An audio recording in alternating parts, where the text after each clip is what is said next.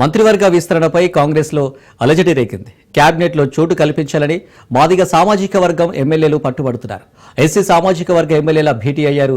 ఢిల్లీ వెళ్లి అధిష్టానానికి వినతులు అందజేయాలనే యోచనలో ఎమ్మెల్యేలు ఉన్నట్లు తెలుస్తోంది. జనాభాలో 17% ఉన్న మాదిగలకు మంత్రివర్గంలో చోటు కల్పించాలని సీఎంకు విన్నవించారు. రేపు మీనాక్షి నటరాజన్ అపాయింట్మెంట్ కోరారు.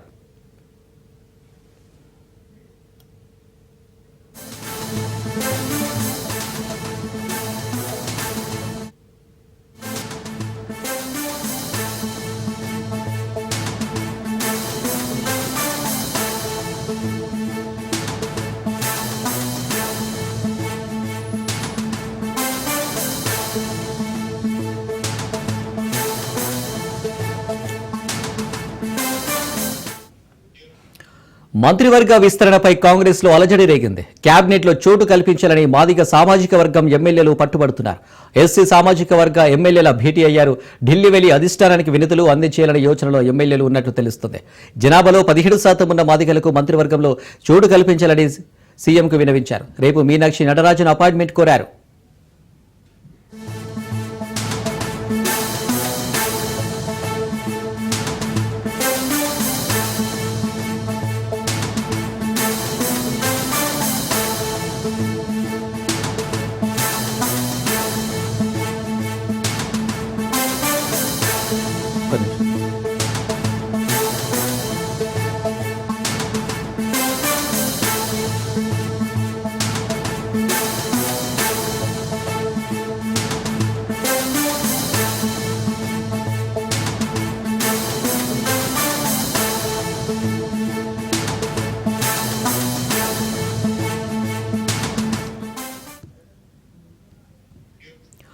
మంత్రివర్గ విస్తరణపై కాంగ్రెస్ లో అలజడి రేగింది. క్యాబినెట్ లో చోటు కల్పించాలని మాదిగ సామాజిక వర్గం ఎమ్మెల్యేలు పట్టుబడుతున్నారు. ఎస్సీ సామాజిక వర్గ ఎమ్మెల్యేల భేటీ అయ్యారు. ఢిల్లీ వెళ్లి అధిష్టానానికి వినతులు అందజేయాలనే యోచనలో ఎమ్మెల్యేలు ఉన్నట్లు తెలుస్తోంది. జనాభాలో 17% ఉన్న బాధితులకు మంత్రివర్గంలో చోటు కల్పించాలని సీఎంకు విన్నవించారు. రేపు మీనాక్షి నటరాజన్ అపాయింట్మెంట్ కోరారు.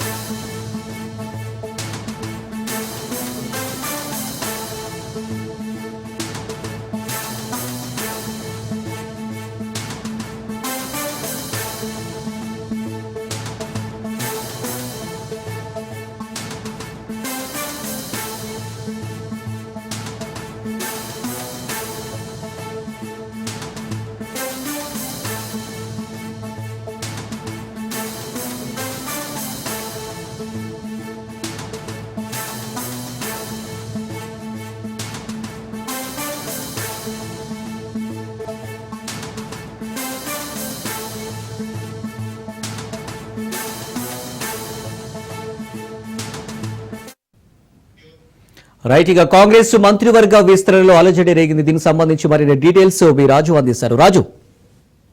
రైట్ అనిల్, ఇప్పటికే తెలంగాణ ప్రభుత్వం ఏర్పడి దాదాపు 1.5 ఇయర్ పూర్తవుతా ఉంది. అయితే ఇటీవల సీఎం రేవంత్ రెడ్డి ఢిల్లీ వెళ్లి అటు అధిష్టాన పెద్దలతో భేటీ అయ్యారు. అలాగే మహేష్ కుమార్ గౌడ్ సైతం అధిష్టాన పెద్దలతో భేటీ అయ్యారు. ఈ సందర్భంగా మంత్రివర్గ విస్తరణ పైన చర్చ జరిగింది.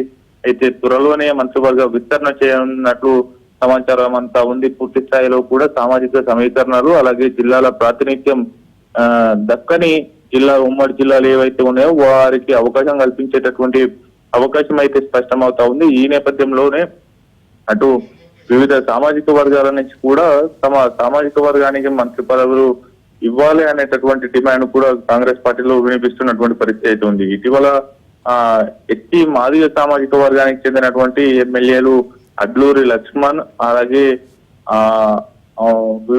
కవంపల్లి సత్యనారాయణ, వేముల వీరేశం, తుంగతుర్తి ఎమ్మెల్యే మందుల శ్యామతో పాటు మరికొందరు ఎమ్మెల్యేలు సైతం సీఎం నివాసానికి వెళ్లి సీఎం వినతి పత్రం అందజేసినటువంటి పరిస్థితి అయితే ఉంది. మాదిగ సామాజిక వర్గానికి మంత్రివర్గంలో చోటు కల్పించాలి. దాదాపు జనాభా తెలంగాణ జనాభాలో 17% ఉన్నటువంటి ఎస్టీ మాదిగలకు మంత్రివర్గంలో కూడా చోటు కల్పించాలనేటటువంటిది కూడా వినతి పత్రం అందజేయడం జరిగింది. అదేవిధంగా అధిష్టాన పెద్దలను కూడా కలిసి వారి యొక్క విజ్ఞప్తిని విన్నవించుకుంటామనేటటువంటిది కూడా సీఎం రేవంత్ రెడ్డికి చెప్పినటువంటి పరిస్థితి అయితే ఉంది. ఆ తర్వాత మీడియా ముఖంగా కూడా అటు నిఖార్సైనటువంటి మాదిగలకు మంత్రివర్గంలో చోటు కల్పించాలి అనేటటువంటిది కూడా తుంగతుర్తి ఎమ్మెల్యే మందుల శ్యాములు కామెంట్ చేసినటువంటి పరిస్థితి అయితే ఉంది. ఆ మీడియా మిత్రులు అడిగినటువంటి ప్రశ్నలకు ఇప్పటికే ఎస్సీ సామాజిక వర్గం నుంచి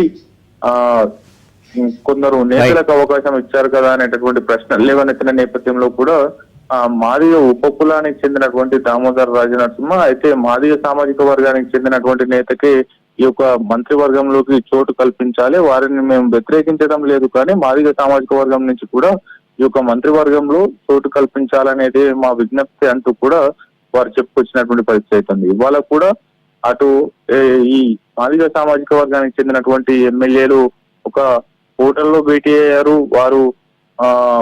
వారి యొక్క భవిష్యత్ కార్యాచరణ అంటే ఈ యొక్క మంత్రివర్గంలో ఎస్సీ మాదిగ సామాజిక వర్గానికి అవకాశం ఉండేలా కూడా ఢిల్లీ పెద్దలను అధిష్టాన పెద్దలను కలిసి అటు వినతి పత్రం అందజేసేందుకు సిద్ధమవుతున్నట్టు తెలుస్తా ఉంది. అదేవిధంగా right Raju, thank you.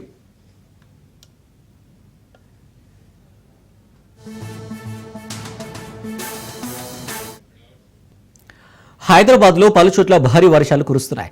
Jubilee hills, Banjara hills, Panjagutta, Ameerpet, Khairatabad సహా పలు చోట్ల వర్షం కురుస్తుంది. భారీ వర్షంతో పలు ప్రాంతాల్లో రహదారులు జలమయమయ్యాయి. బషీర్బాగ్, లకడికపూల్, లిబర్టీ, లంగర్ హౌస్, గోల్కొండ, కారువన్లో భారీ వర్షంతో ట్రాఫిక్ జామ్ అయింది. భారీ వర్షంతో రోడ్లపై నీరు చేరడంతో వాహనదారులు ఇబ్బందులు పడుతున్నారు. లోతట్టు ప్రాంతాల ప్రజలు అప్రమత్తంగా ఉండాలని జీహెచ్ఎంసీ అధికారులు హెచ్చరించారు. అత్యవసరం అయితే తప్ప బయటకు రావద్దని, మ్యాన్ హోల్స్ ప్రాంతాల్లో సురక్షితంగా ఉండాలని సూచించారు.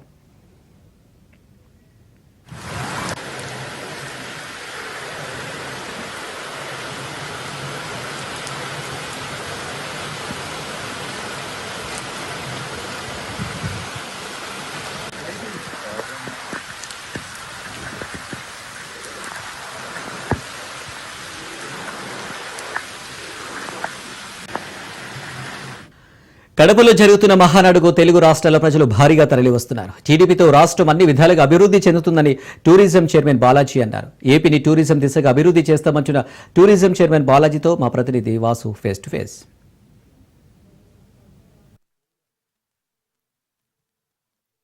మహానాడులో కొత్త యువశక్తిగా అవతరిస్తుందని చెప్పేసి అంటున్నారు సీనియర్ నేత నోక్సాన్ బాలాజీ గారు. దీనిపైన మరి సమాచారం ఇచ్చిన నోక్సాన్ బాలాజీ గారు చెప్పారని చెప్పి మీరు ఎప్పటి నుంచి సీనియర్ నాయకుడిగా ఉన్నారు, కీలకమైన జిల్లా ప్రకాశం జిల్లా నుంచి కూడా కీలకంగా ఉన్నారు. అంటే ఎలా ఉండిపోతుంది ఈ మహానాడులో, ఎటువంటి తీర్మానాలు చేయబోతారు? అంటే యువతకి ఉద్యోగాలు అంటున్నారు, అటువైపు చూసుకుంటే ప్రతిపక్షం అన్ని ఉద్యోగాలు ఇచ్చే పరిస్థితి లేదంటది, ఎలా అనుకోవచ్చు? డెఫినెట్గా యువతకి ఉద్యోగాలు 20 లక్షల ఉద్యోగాలు అనేటువంటి మన మేనిఫెస్టోకి పెట్టుకోవడం జరిగింది. ఎన్నికల ముందు చంద్రబాబు నాయుడు గారు చెప్పినటువంటి ఆలోచన. దాని యువ నాయకుడు, జాతీయ ప్రధాన కార్యదర్శి, ప్రస్తుత విద్యాశాఖ మంత్రి మన లోకేష్ బాబు గారు కూడా ఈ రాష్ట్రంలో పరిశ్రమలు తీసుకురావడంలో కానీ, అనేక పథకాలు తీసుకురావడంలో కానీ ప్రత్యేక కృషి చేస్తున్నారు. డెఫినెట్గా యువతకి అన్ని విధాలుగా ప్రత్యేకించి స్కిల్ డెవలప్మెంట్ ఇటు యాక్టివిటీస్ అన్ని పెంచి యువతని ఉద్యోగాలు కల్పించాలనేది ప్రధాన నినాదంగా. దానికి మేరకు వాళ్ళు ఇండస్ట్రీస్ తీసుకొస్తున్నారు, లేక సెల్ఫ్ ఎంప్లాయ్మెంట్ స్కీమ్స్ ఉండే విధంగా చూస్తున్నారు. వాళ్ళకి కావాల్సింది ఏమి చేయడానికి అవకాశం ఉందో రాష్ట్రం నుంచి కొత్త కొత్త పరిశ్రమలు స్థాపిస్తున్నారు. అనేక సంస్థలు వస్తూ ఉన్నాయి, వాటిని తీసుకెళ్లడంలో లోకేష్ బాబు గారు ప్రత్యేకమైన శ్రద్ధ తీసుకుంటున్నారు. డెఫినెట్గా ప్రతిపక్షం అంటే వాళ్ళకి ఏమీ కనపడటం లేదు. గత 5 సంవత్సరాలు రాష్ట్రాన్ని సర్వనాశనం చేసినటువంటి వైఎస్ఆర్ కాంగ్రెస్ పార్టీ ప్రభుత్వంలో కనీస ప్రభుత్వం ఉందా లేదా, ప్రజాస్వామ్యం ఉందా లేదా అనేటువంటి పరిస్థితి కల్పించినటువంటి వైఎస్ఆర్ పార్టీ ఇవాళ చంద్రబాబు నాయుడు గారు అధికారంలోకి వచ్చిన తర్వాత చక్కగా రాజ్యాంగబద్ధ పరిపాలన నడుస్తుంది, పరిపాలన సజావుగా జరుగుతుంది. అదే క్రమంలో సంక్షేమ కార్యక్రమం జరుగుతున్నాయి. 10 లక్షల కోట్ల పైచీలకు అప్పులు చేసిపోయినా కూడా వాటిని తీర్చుకుంటూ బాబు గారు చెప్పినటువంటి ఏదైతే 6 పాయింట్ ప్రోగ్రామ్ ఏదైతే ఉందో వాటన్నిటిని కూడా నెరవేర్చుకుంటూ వస్తున్న పరిస్థితి. ఆంధ్రప్రదేశ్ అభివృద్ధి చెందాలి అంటే కనుక టూరిజం అభివృద్ధి చెందాలని ఎప్పటి నుంచో చంద్రబాబు నాయుడు గారి కాన్సెప్ట్. ఈ టూరిజం అభివృద్ధి శాఖ మంత్రి ప్రస్తుతం మీరు టూరిజం చేయమనుకున్నారు. అంటే ఈ మహానాడు ద్వారా టూరిజంను ఆకర్షించేందుకు ఏమైనా ప్రాజెక్టులు ఉన్నారు? టూరిజంని అట్రాక్ట్ చేయడానికి, టూరిజం పెంపొందించడానికి రాష్ట్ర ఆదాయంతో పాటు ఎంప్లాయ్మెంట్ జనరేషన్తో పాటు టూరిజం పెరిగే కొద్ది పబ్లిక్ కావాల్సినటువంటి ఎంజాయ్మెంట్ కానీ, ఆహ్లాదకరమైన వాతావరణం అందుకోవటం కానీ, స్ట్రైన్ అయిన తర్వాత నెలవారీనో వారమో వెళ్ళి కుటుంబంతో సహా వెళ్ళి చూడటానికి అనువైన ప్రదేశాలు తయారు చేయటం ఒకటి.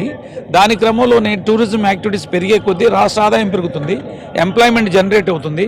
బాబు గారు ప్రత్యేక శ్రద్ధ తీసుకుంటున్నారు, ఇక్కడ మనకు రిఫ్లెక్ట్ అవుతుంది కూడా. కాబట్టి డెఫినెట్గా ఆంధ్రప్రదేశ్ని గ్రోత్ని పెంచడంతో పాటు తద్వారా ఇన్కమ్ జనరేట్ చేయడం, తద్వారా ఎంప్లాయ్మెంట్ జనరేట్ చేయడం, తద్వారా ప్రజలకు కావాల్సినటువంటి ఆహ్లాదకరమైనటువంటి పరిస్థితులు కల్పించడం, బహుశా భారతదేశంలో నెంబర్ 1 స్టేట్గా టూరిజం డెవలప్ అవుతుంది కూడా నేను విశ్వసిస్తున్నాను. నిరుద్యోగ యువతకి ఉపాధి కల్పించి ఉద్యోగాలు కల్పించడం అంటే జీరో, అంటే ఎవరైతే ఉన్నారో జీరో దిశగా కూడా నిరుద్యోగ సమస్య నిర్మూలించేందుకు ప్రధాన ఎజెండాగా, అలాగే రైతులు టూరిజం మరొక ఎజెండాగా మహానాడులో ఉండబోతుందంటూ టూరిజం చైర్మన్ నోక్సెట్టి బాలాజీ అంటున్నారు. కెమెరామెన్ సాయితో వాసు, కడప, మహానాడు. కడప జిల్లాలో టీడీపీ మహానాడు అంగరంగ వైభవంగా జరుగుతుంది. మహానాడులో సీనియర్ నాయకులు, యువ కార్యకర్తలు భారీగా పాల్గొన్నారు. 3 రోజుల పాటు జరిగే మహానాడులో పలు కీలకమైన నిర్ణయాలు తీసుకుంటామని టీడీపీ అధికార ప్రతినిధి దీపక్ రెడ్డి తెలిపారు. కడప జగన్ అడ్డా కాదని, ఇది తెలుగుదేశం అడ్డా అని అంటున్న దీపక్ రెడ్డి తమ ప్రతినిధి కిరణ్ ఫేస్ టు ఫేస్. కడపలో ఏదైతే జరుగుతుందో ఈ కార్యక్రమం అంగరంగ వైభవంగానే జరుగుతుంది అనుకోవచ్చు. ఇప్పటికే పార్టీ కేడర్ అంతా కూడా కడపలోని ఈ మహానాడు కార్యాలయం వద్ద ఉన్నారు. మొత్తం కూడా ఎక్కడికెక్కడ ఏర్పాట్లన్నీ కూడా కార్యకర్తలు ఎవరు కూడా ఎటువంటి ఇబ్బందులు కనుక్కుండా ఉన్నందుకు ఇప్పటికే అన్ని ఏర్పాట్లు చేశారు. అయితే ఇదే అంశంపై మనతో మాట్లాడడానికి దీపక్ రెడ్డి గారు మనతో పాటు ఉన్నారు. ముఖ్యంగా ఆయన స్పోక్ పర్సన్ అని చెప్పుకోవచ్చు. మనతో పాటు సార్ అడిగి మరిన్ని విషయాలు తెలుసుకునే ప్రయత్నం చేశారు. సార్ చెప్పండి సార్, ఇప్పుడు మహానాడు కార్యక్రమానికి ముఖ్యంగా కడపలో పెట్టుకుంటూ ఉన్నారు. అది కడప అంటేనే జగన్ అడ్డా అనేసి మనకి పేరుతో ఉండింది. అటువంటిది ఇక్కడ పెట్టుకోవడానికి కారణం ఏంటి సార్? ఇప్పుడు మీరు చూస్తే మొన్న జనరల్ ఎలక్షన్స్ కన్నా ముందు ఎమ్మెల్సీ లోకల్ బాడీ ఎలక్షన్స్లో పులివెందలను కూడా మేము కొట్టాము. ఈ ఎలక్షన్స్లో కడప అడ్డా అనేది జగన్ అడ్డా అనేది కాదు, ఇది తెలుగుదేశం పార్టీకి బలమైన ప్రదేశము అని చెప్పి నిరూపించింది ఎలక్షన్ రిజల్ట్స్. అందుకని కృతజ్ఞతతో రాయలసీమ రీజియన్కే, కేవలం కడపే కాదు రాయలసీమ రీజియన్కి ఒక గౌరవం ఇస్తూ ఇటువంటి మంచి రిజల్ట్ ఇచ్చిన దానికి, పార్టీ పునర్వైభవం మళ్ళా తీసుకొని వచ్చిన దానికి కృతజ్ఞతతో ఇప్పుడు కడప గడ్డ పైన పెట్టుకోవడం జరిగింది.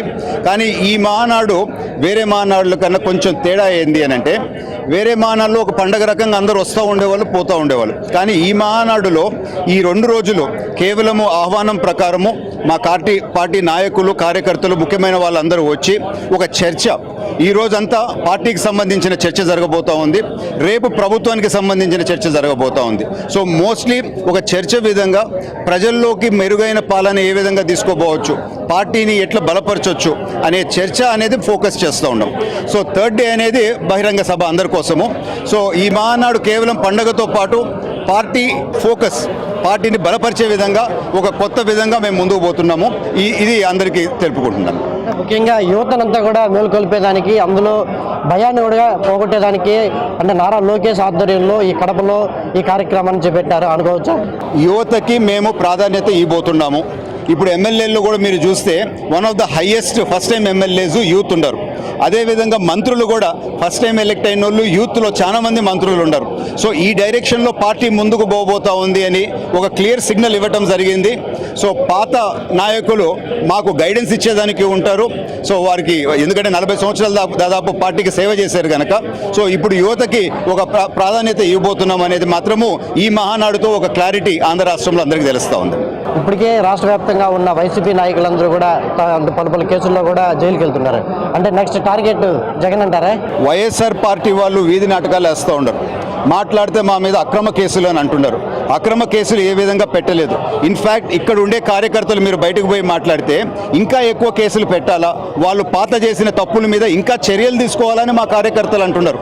కానీ గౌరవ ముఖ్యమంత్రి గారు లోకేష్ గారు ఏమంటున్నారు అంటే, మేము లా ప్రకారమే పోతున్నాం, ఎవరెవరు తప్పు చేశారో లేట్ అయినా కానీ వాళ్ళ మీద యాక్షన్ ఉంటుందని చెప్పి చెప్తా ఉన్నారు.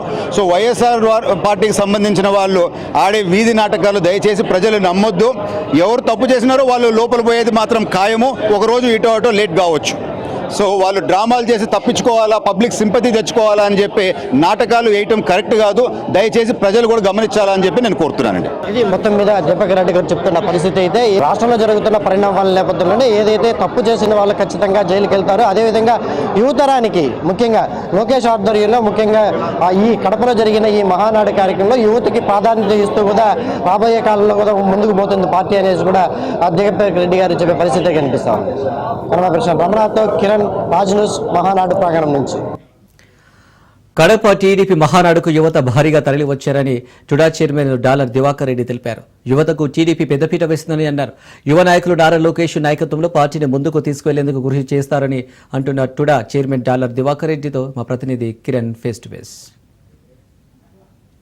ఇప్పటికే మొదటి రోజు భారీ ఎత్తున యువతంతా కూడా మహానాడు కార్యక్రమానికి హాజరవుతున్నారు. ముఖ్యంగా అన్ని జిల్లాల వ్యాప్తంగా యువనేతతో అంటే నారా లోకేష్ వెంట నడిచేదానికి ఇప్పటికే భారీ ఎత్తున కూడా యువతంతా నడుస్తున్నట్టు తెలుస్తుంది. ఈ నేపథ్యంలోనే చిత్తూరు జిల్లా చంద్రగిరి నియోజకవర్గం నుంచి అదేవిధంగా భారీ ఎత్తున యువత కూడా ఇప్పటికే మహానాడు ప్రాంగణానికి చేరుకొని తెలుస్తుంది.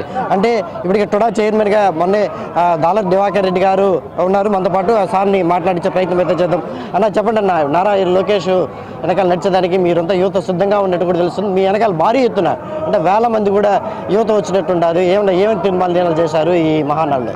ఈరోజు మా యువ నాయకుడు నారా లోకేష్ గారి ఆధ్వర్యంలో అతను అడుగుజాడలో నడవాలని చెప్పేసి నాతో పాటు రాష్ట్రం మొత్తం యువత అంతా కూడా తపన పడే రోజులు చూస్తున్నాము. ఈరోజు మొత్తం జిల్లా మొత్తం కూడా పసుపు, కడప జిల్లా మొత్తం కూడా ఫ్యాక్షన్ లాంటి ఊరిని పసుపు పైన చేయటం ఒకే ఘనత ఎవరు అంటే ఎవరైనా శ్రీ నారా లోకేష్ గారికే దక్కుతుంది. అది ఇదే కాకుండా ఈరోజు మా తిరుపతి జిల్లా నుంచి కొన్ని వేల సంఖ్యలో ఈరోజు జనాలు రావడం జరుగుతుంది. అదేవిధంగా భారీ బహిరంగ సభ 29 జరిగేదానికి కూడా తిరుపతి జిల్లా నుంచి మొత్తం అన్ని కాన్స్టిట్యుయెన్సీ కూడా మీటింగ్స్ పెట్టుకోవడం జరిగింది. అన్ని కాన్స్టిట్యుయెన్సీ భారీ ఎత్తున జనాలు ఇక్కడికి వచ్చి ఘన విజయంతో ఎప్పుడు కనీవిని రీతిలో హిట్ చేయాలని చెప్పి మనస్ఫూర్తి కోరుకుంటున్నాము. ఈరోజు ఇక్కడ తీర్మానం చూసినట్టయితే మహిళలకు ఉచిత బస్సు ఆగస్ట్ 15 నుంచి ఇవ్వాలని కోరుకున్నారు. డిఎస్సి ఎంత త్వరగా అయితే అంత త్వరగా వాళ్ళకి ఈ డిఎస్సి పోస్టులను ఫిలప్ చేయాలని కోరుకుంటున్నారు. అదేవిధంగా లాస్ట్ ప్రభుత్వంలో మనం చూసినట్టయితే పూర్తిగా గంజాయి డ్రగ్స్తో యువతను మొత్తం నాశనం చేసేస్తారు వైసీపీ గవర్నమెంట్. సో అట్లాంటివి కాకుండా మన గవర్నమెంట్లో అసలు గంజాయి డ్రగ్స్ అనే మాటకే ఎక్కడ కూడా అసలు ఆ మాట కూడా వినాలని భయపడే విధంగా ఉండాలనేటట్టుగా చర్యలు తీసుకోవడం జరిగింది. అమ్మఒడి కూడా ఈ స్కూల్స్ ఓపెన్ చేసే లోపల అమ్మఒడి పథకాన్ని కూడా పూర్తి స్థాయిలో ఇంప్లిమెంట్ చేయాలని కోరుకుంటున్నారు. ఈరోజు యువతకు కూడా టెక్నాలజీని వాడి వాళ్ళకి ఎంప్లాయ్మెంట్స్ రూపంలో కావచ్చు, ఎడ్యుకేషన్ రూపంలో కావచ్చు, అన్ని విధాలు కూడా వాళ్ళకి అండగా ఉండేదానికి శ్రీ నారా లోకేష్ గారు కష్టపడుతున్నారు. వాళ్ళ అడుగుజాల్లో మా వంతు సహాయంగా మేమందరం కూడా కష్టపడతామని మనస్ఫూర్తి చెప్తున్నాం. కొన్ని వార్తలు అయితే బయట వస్తున్నాయి. ఇప్పటికే నారా లోకేష్ని వర్కింగ్ ప్రెసిడెంట్గా ప్రకటిస్తారు అని చెప్పేసి వార్తలు వస్తున్నాయి. అంటే దాంట్లో ఆ వార్తని 2-3 రోజులు వినొచ్చు అంటారా? పార్టీయే అన్ననుకుంటే ఎంతో పడుతుంది సెకండ్స్ ఆఫ్ మ్యాటర్.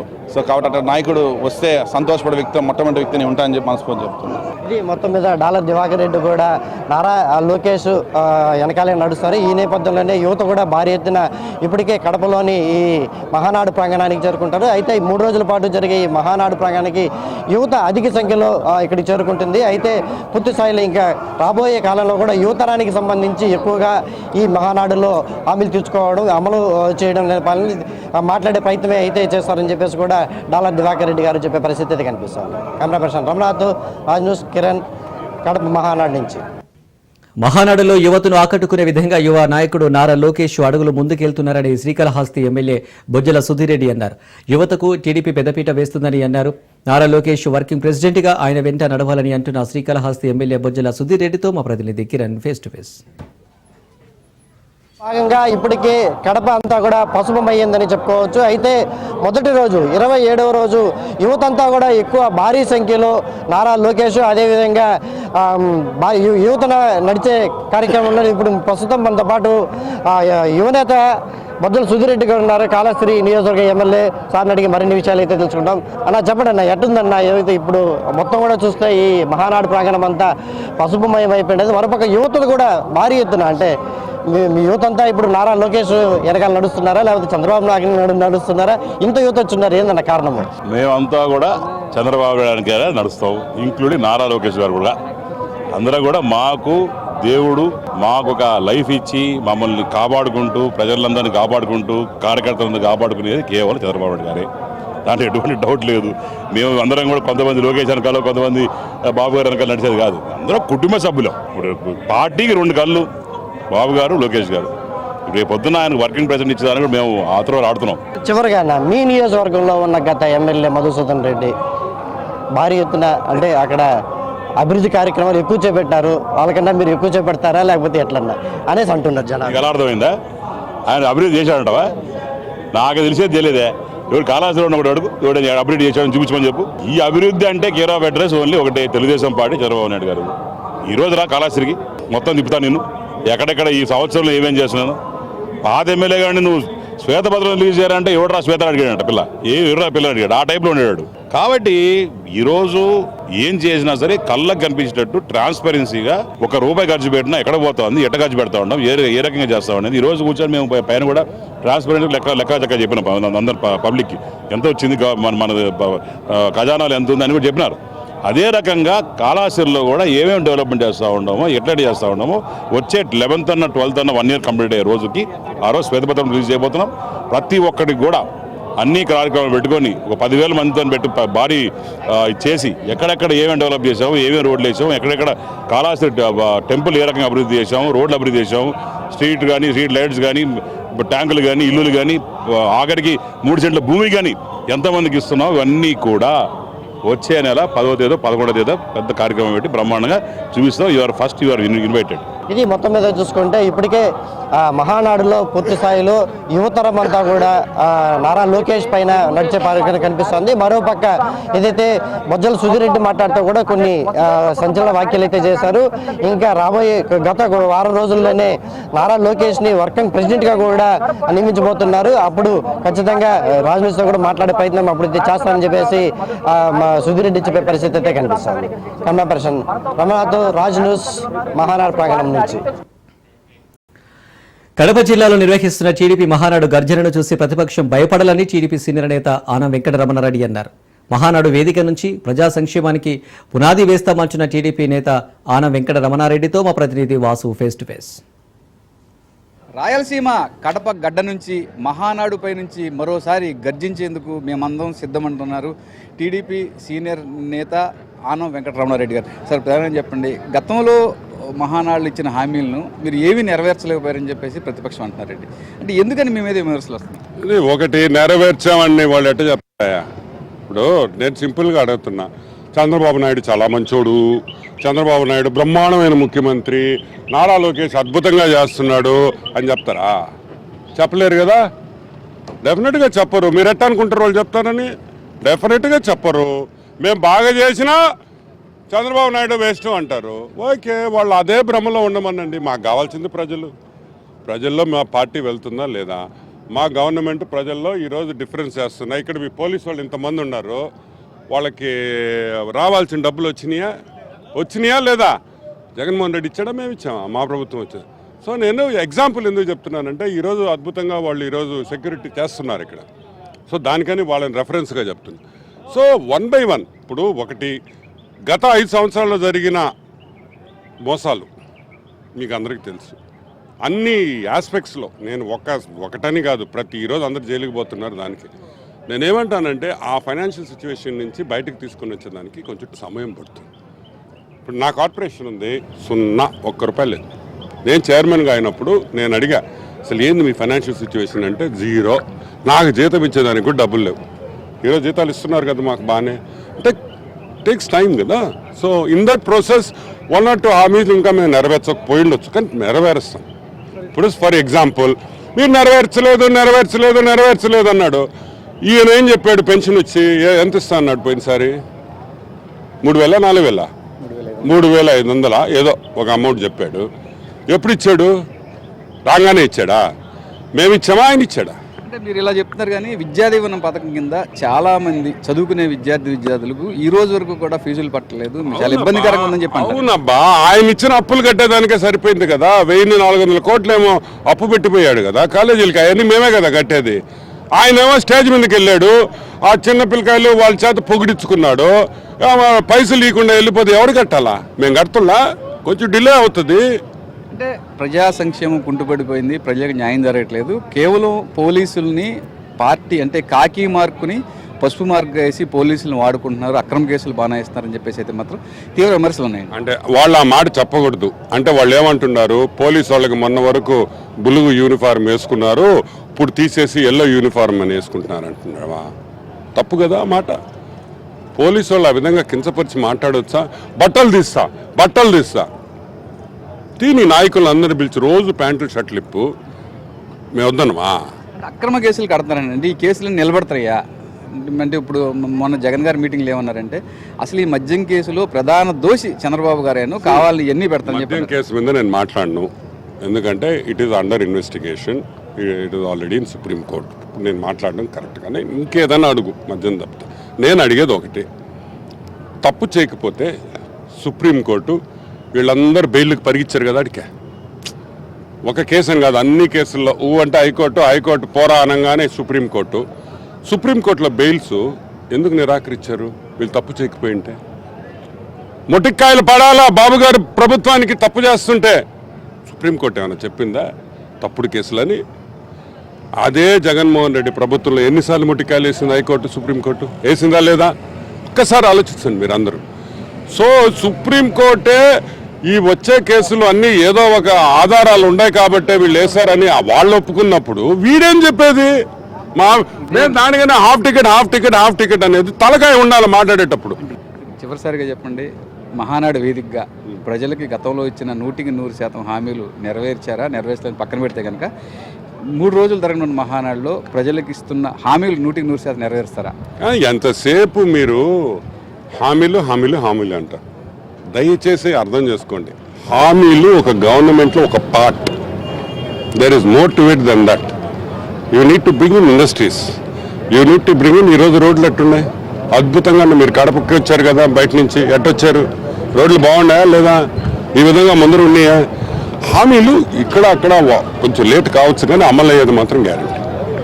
ఇది ప్రధానంగా చూసుకుంటే కనుక రెడ్ బుక్ని ఇంకా ప్రస్తుతం ఓపెన్ చేయలేదని, ప్రస్తుతం రాజకీయ కక్షల నేపథ్యంలో పోలీసులు మేము వాడుకుంటూ లేదని, మహానాడు వేదికగా 100% మహానాడు వేదికగా ఇచ్చిన హామీలను మేము అమలు చేస్తామని చెప్పేసి అంటున్నారు టీడీపీ సీనియర్ నాయకులు వెంకటరమణారెడ్డి. కెమెరామెన్ సాయితో వాసు, రాజ్ న్యూస్, కడప. సిద్దిపేట జిల్లా కుమరవెల్లి మల్లికార్జున స్వామి ఆలయంలో శివపార్వతుల విగ్రహాల చేతులు విరిగాయి. విగ్రహాలు డ్యామేజ్ జరిగి నెలలు కావస్తున్న ఆలయ అధికారులు, పూజారులు పట్టించుకోవడం లేదని భక్తులు ఆగ్రహం వ్యక్తం చేస్తున్నారు. ఎంతో భక్తి శ్రద్ధలతో గుడికి వచ్చి దర్శనం చేసుకుందామని వెళ్తే ఉత్సవమూర్తులు విగ్రహాలు డ్యామేజ్ జరిగి ఉండడంతో భక్తులు ఇబ్బందులకు గురవుతున్నారు. భక్తుల మనోభావాలు దెబ్బతినే విధంగా చేస్తున్న ఆలయ అధికారులు, పూజారులపై చర్యలు తీసుకోవాలని భక్తులు డిమాండ్ చేస్తున్నారు. వెంటనే ఉత్సవ విగ్రహాలకు రిపేర్ చేసే విధంగా చర్యలు తీసుకోవాలని అధికారులను డిమాండ్ చేస్తున్నారు.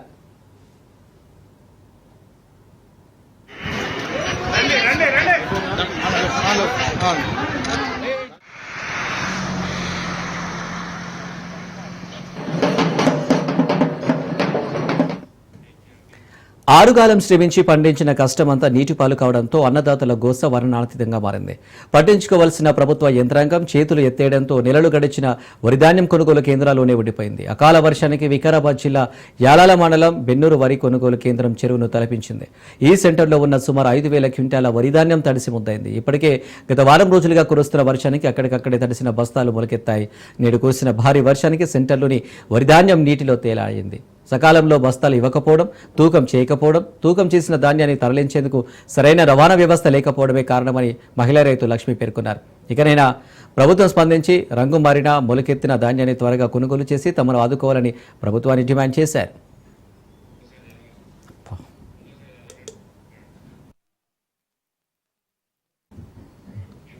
ఆరుగాలం శ్రమించి పండించిన కష్టమంతా నీటిపాలు కావడంతో అన్నదాతల గోస వర్ణనాతీతంగా మారింది. పట్టించుకోవాల్సిన ప్రభుత్వ యంత్రాంగం చేతులు ఎత్తేయడంతో నెలలు గడిచిన వరి ధాన్యం కొనుగోలు కేంద్రాల్లోనే ఉండిపోయింది. అకాల వర్షానికి వికారాబాద్ జిల్లా యాలాల మండలం బెన్నూరు వరి కొనుగోలు కేంద్రం చెరువును తలపించింది. ఈ సెంటర్లో ఉన్న సుమారు 5,000 క్వింటాల వరిధాన్యం తడిసి ముద్దైంది. ఇప్పటికే గత వారం రోజులుగా కురుస్తున్న వర్షానికి అక్కడికక్కడే తడిసిన బస్తాలు మొలకెత్తాయి.